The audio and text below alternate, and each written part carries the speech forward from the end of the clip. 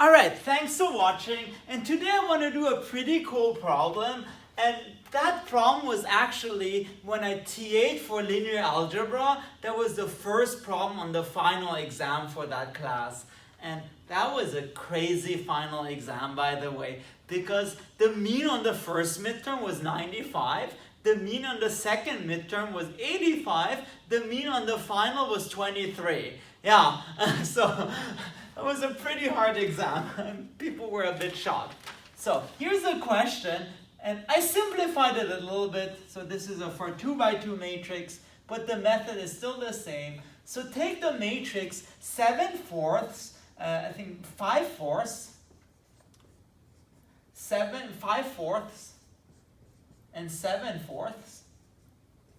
You'll see why those numbers are strange, but take this matrix and find a vector V. Find V with, let me get some better markers. Find V such that the following is true.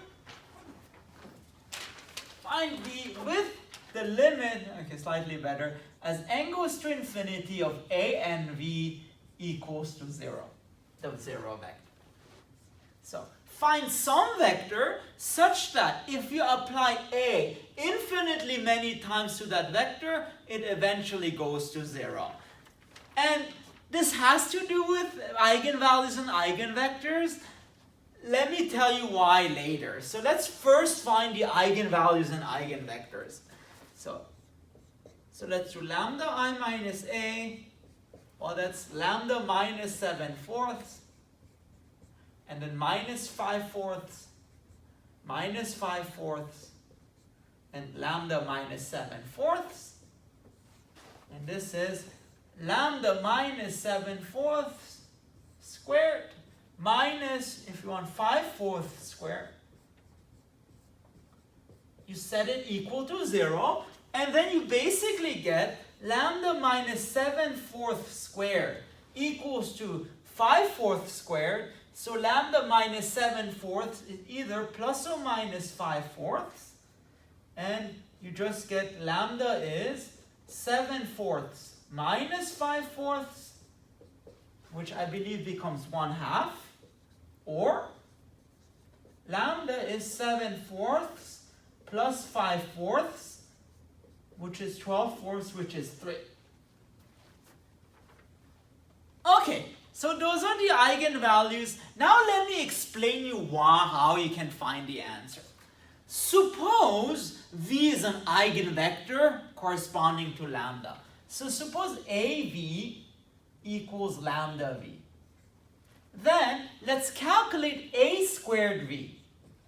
A squared V is AAV. And that's A lambda V. The lambda comes out, so it's lambda AV. So it's lambda lambda V. And that's lambda squared V. C'est la vie. That's a good one. Sorry. And then, okay, so you see AV is lambda V. A squared V is lambda squared V. Well, A cubed V is lambda cubed V.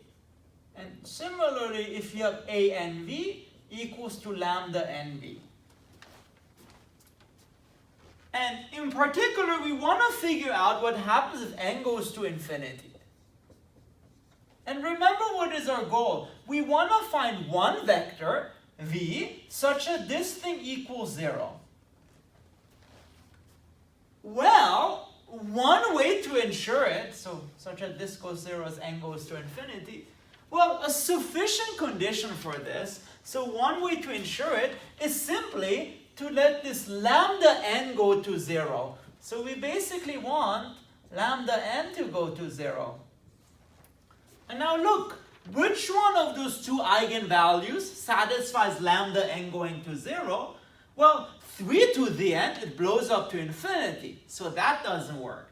But 1/2 goes to 0, so in fact, that is the eigenvalue we want. So in general, the answer is any eigenvalue whose absolute value is less than 1, strictly less than 1, because that would guarantee lambda to the n going to 0. So basically the answer is any v, any eigenvector v, because remember we want v corresponding to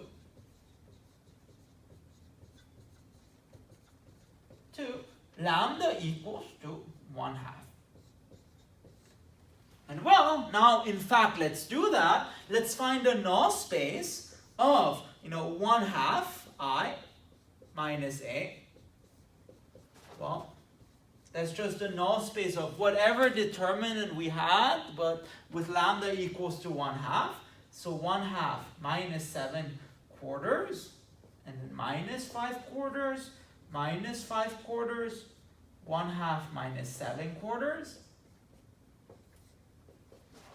And 1/2 is 2/4, so it becomes minus 5/4. So null space of minus 5/4, minus 5/4, minus 5/4, minus 5/4. But you can simplify this.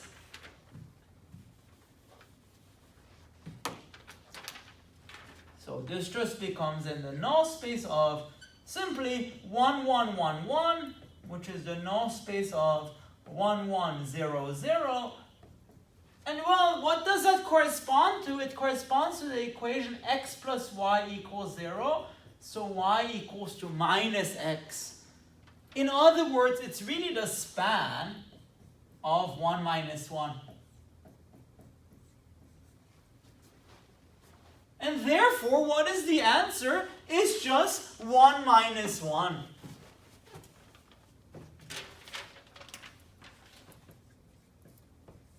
One minus 1. And why is that true? Again, because with this eigenvector, we get ANV is 1/2 to the n v. So if 1/2 to the n, 1 minus 1.